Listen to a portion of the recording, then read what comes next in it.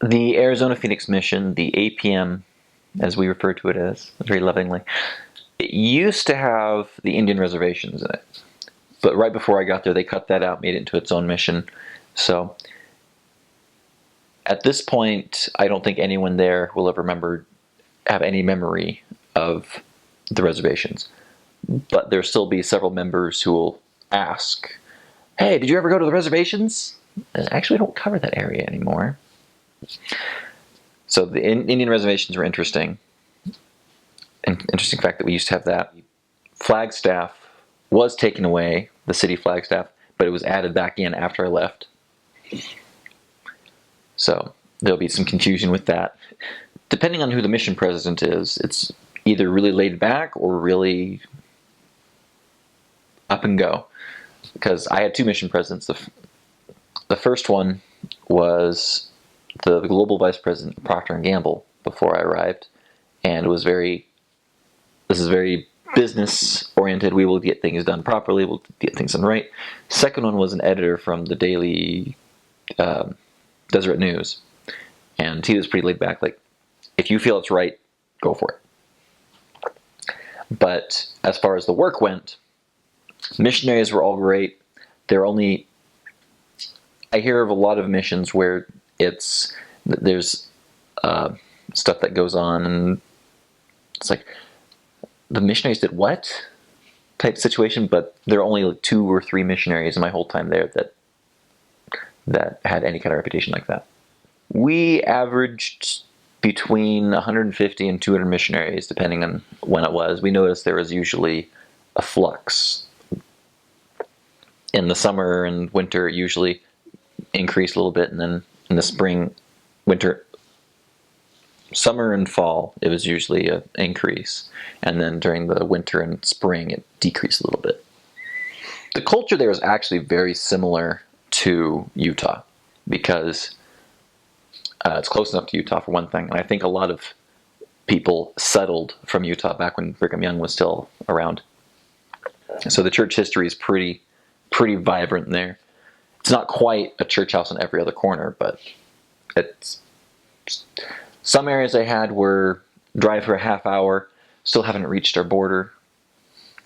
Others are go 2 blocks that way, 1 block that way, 3 blocks that way, that's our area.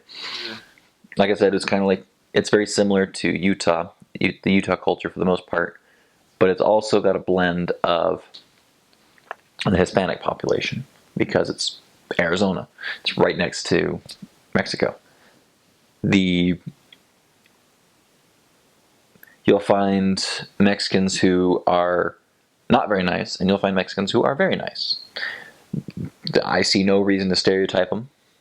The culture is just, it's a blend between the American, maybe lesser LDS population of Utah versus the Mexican population, which has come in, and it's an interesting melting pot. Our mission was roughly 1/3 Spanish speakers, and as far as the missionaries, I believe. At least when I was there, it fluctuated between 1/4 and 1/3, I think. And as far as the English speakers go, knowing Spanish was nice, but it wasn't necessary, because most of the time, even if someone couldn't speak English, they understood enough to be able to get along. But we would knock on a door, someone would open the door and say, no hablo inglés, and act as though they didn't understand English. Whether they could or not, we didn't know. But we just continue with a brief English explanation of who we were, gave them a card for the Spanish missionaries, and normally they understood us. Whether they wanted to admit it or not was another story. My first mission president was aiming for 100% member housing mission. While I was there, it fluctuated between 60 and 70 something percent of the missionaries living with members. There were very few apartments. And I thought it was great. Some missionaries hated it. Most of them loved it. For one thing, it kept us on our toes. The members are watching us. And we can't just go to our apartment and go, we don't have to do anything because we're here. Yeah, just relax and not go anywhere for 3 hours. Because the members are there. If we come in, there better be a pretty darn good reason that we're there. In the Arizona Phoenix mission, we had quite a few cars, some trucks as well. All-terrain desert areas. Where there weren't cars, there were buses and there were bikes. We had a few experimental bus areas where they were given bus passes. Where we had... It used to be a lot more where just everyone... The trucks were where they needed to be, so they could bring stuff to various areas. But now the zone leaders, last I checked at least, the zone leaders all had the trucks, with only occasional location here and there that had trucks because they were either in the mountains or in the middle of the desert.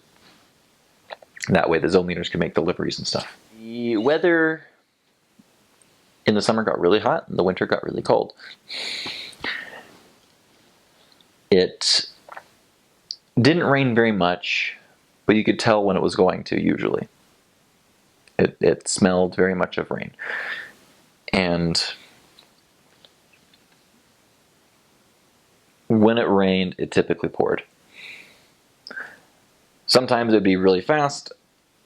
Usually it was really fast. It didn't usually last for very long. It was kind of like, it's not like what you'd think of dry season, wet season. Although they kind of had that sometimes where it just rained more frequently. But usually its rains were pretty short spanned. There were very few rains all day situations. The more interesting ones were the dust storms. I was there for the I think it was the 2000, what was it? The 2011 Haboob, is what it's called. Haboob is an Arabic word, I think, meaning a giant wall of dust. You can put your hand in front of you and can't see anything. Be sure you pack warmly, and you pack things with that you can go in the heat with. So make sure you have both.